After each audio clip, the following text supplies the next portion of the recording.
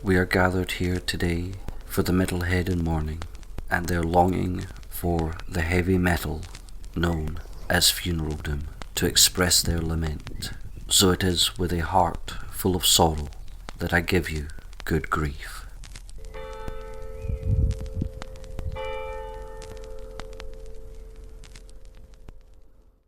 Welcome, mourners, to the Dirge of Mourning's Good Grief. I am your host, Andrew, alongside Terry. We'll be looking at Luis Panteon's Funeral of Souls in the Depths of the Forest, Part 1.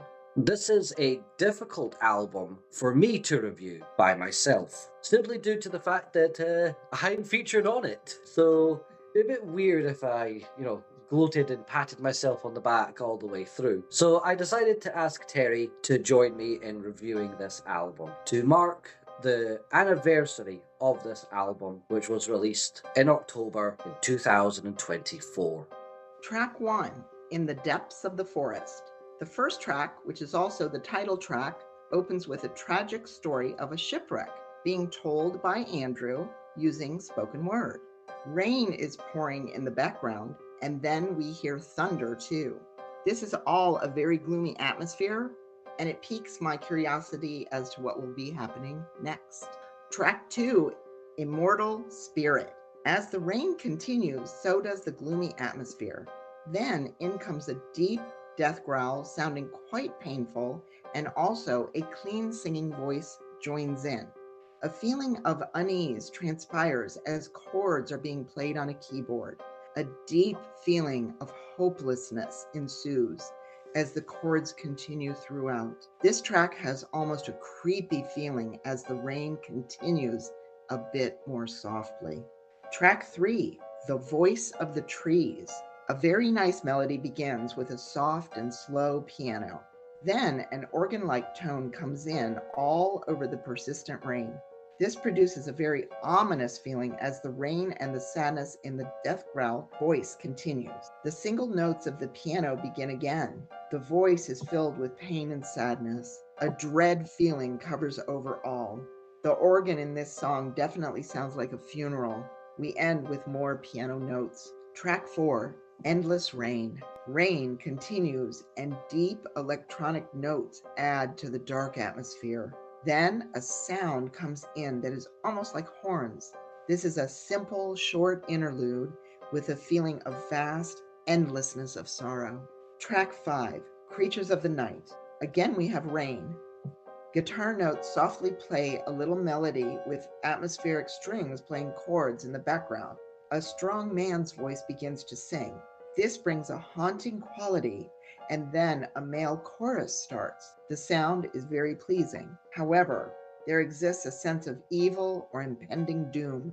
We feel as if we are still in the forest. There are frightening spoken words at the end. Track 6, Hope.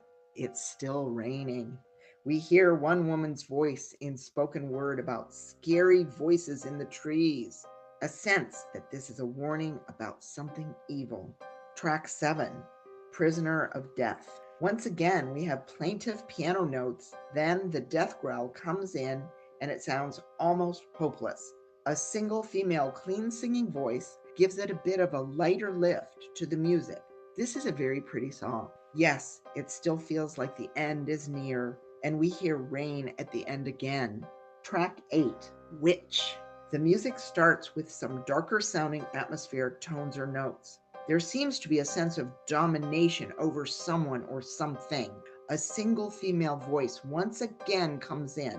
Then we hear some very triumphant sounding soprano singing.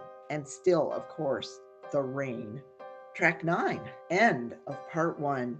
Andrew's voice comes in once again to talk of the end of this part of the story. A feeling of hope and also of escaping the forest. But let's see what is to come in the future.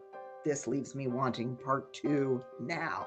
Again, I would like to thank Terry for giving us that awesome review. Album art is of a spider trying to eat a moth or a butterfly with a purple coloring palette, as seen here. Normally, I would hate this type of art, but the symbolism is on point with funeral doom, as in to say life and death are intertwined with each other. All 9 tracks are on the eulogy side of funeral doom.